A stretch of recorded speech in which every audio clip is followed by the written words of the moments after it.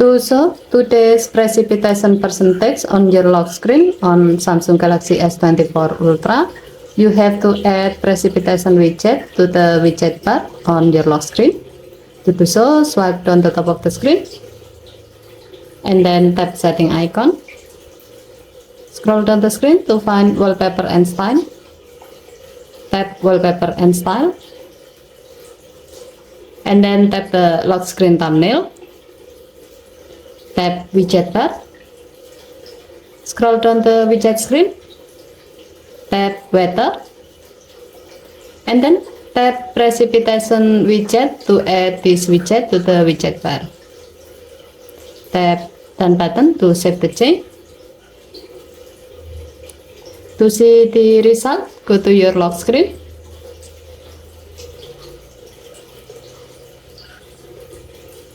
As you can see, now on the widget bar below the lock screen clock, the precipitation widget shows today's precipitation percentage.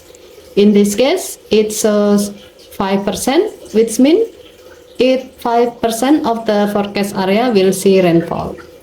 Okay, thank you for watching. Please help to like and subscribe.